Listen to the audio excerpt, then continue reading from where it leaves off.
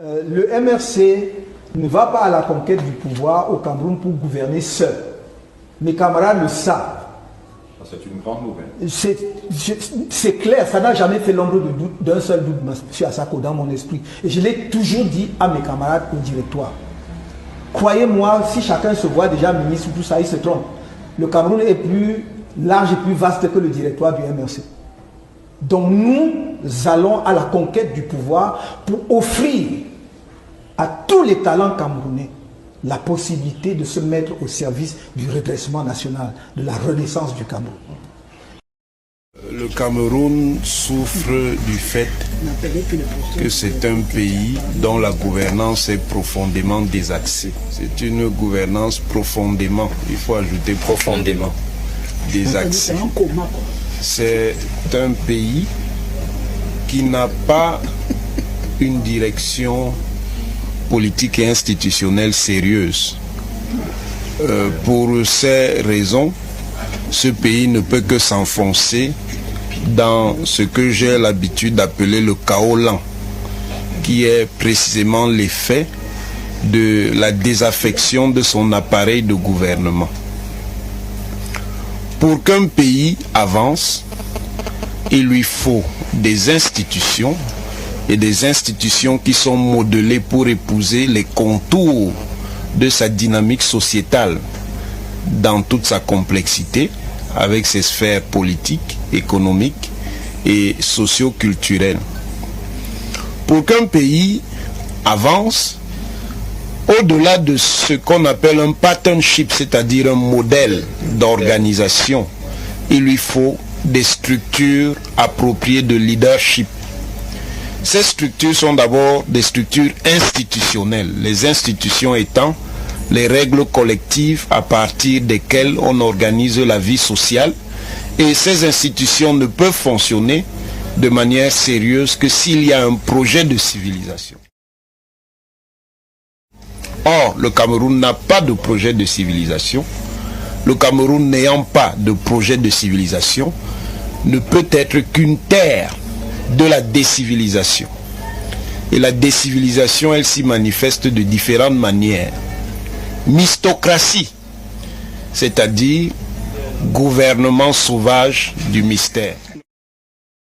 Pornocratie, c'est-à-dire institutionnalisation de la pourriture et organisation d'une société qui est fondée sur ce que j'appelle la pourriture vivante des institutions. Kleptocratie, ça veut dire généralisation de l'esprit du vol et de la prédation. Je ne voudrais pas continuer dans les crassies perverses. Ce sont donc ces choses qui font que le Cameroun ne peut pas marcher. Ce qui tient lieu de projet de civilisation, c'est le gouvernement perpétuel. Comment faire pour durer le plus longtemps possible, mais durer pour durer. Voilà. Rester pour rester. Une esthétique de la... S'éterniser pour s'éterniser. C'est donc ça qui crée l'emballement dont le Cameroun est victime. Et cet emballement, comment il se manifeste? Il se manifeste par la neutralisation de tout le potentiel immense de talent qui existe dans le pays. Il y a une politique d'abord qui consiste à coopter une partie des gens qui portent ce talent, mais cyniquement ce n'est pas pour les utiliser à des fins collectives, c'est pour les neutraliser et liquider leur capacité constructive. Et c'est ça le grand malheur du Cameroun, c'est d'avoir organisé un système de cannibalisation de ces intelligences, soit en les réprimant à l'extérieur du système, soit en les étranglant alors qu'on les a cooptés dans le système. C'est un système qui vit sur la base de la corruption fondamentale de sa population. On régule la population par le jeu du management de la faim. On affame pour mieux contrôler. On affame pour mieux contrôler. Ah bon. Et on contrôle par le rationnement du clientélisme, des avantages qu'on distribue. En faisant espérer à chacun qu'il pourra toujours accéder à la position où lui se sera tiré de l'inconfort et il pourra donc se satisfaire d'être du côté de ceux qui ne sont pas dans l'océan généralisé de misère auquel nous faisons face. C'est un système qui s'appuie sur le diviser pour mieux régner. Parce que pour installer dans le temps cette médiocratie, et surtout à un moment donné, pour réussir à faire que cette médiocratie-là s'appuie sur un esprit de clanisme, il faut détruire fondamentalement la possibilité que les différentes composantes sociales imaginent un autre avenir, un autre horizon.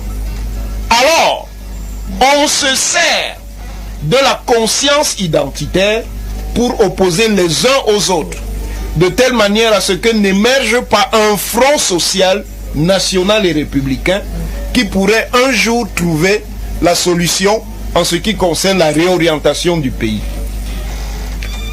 On maintient tout ce système par le prix d'une corruption qui est en fait la manière d'acheter la paix. Oui, mais le problème c'est que c'est une paix mortifère qui tue à petit feu. Elle tue à petit feu, mais elle tue. Le bilan de ce système, qui a effectivement une logique comateuse, au moins semi-comateuse, c'est que si vous le prenez sur une trentaine d'années, et si vous êtes capable d'en faire la statistique, vous allez vous rendre compte qu'il est plus destructeur qu'une guerre. Parce qu'il tue plus que la guerre. Il tue plus que la guerre en plongeant les gens profondément dans la misère, une misère qui les déprime. Et le pire, c'est que la misère n'est plus réservée aux catégories populaires. Elle a attaqué pratiquement aussi les couches moyennes. Il ne reste plus donc qu'une toute petite élite qui est complètement préservée de cette misère, parce que cette élite-là a choisi la logique du pillage systématique du pays pour se maintenir au pouvoir à perpétuité, mais en choisissant de tuer la société.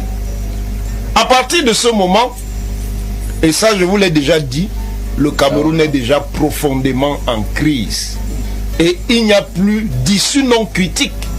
Ce qui se joue, c'est simplement le scénario de la crise finale.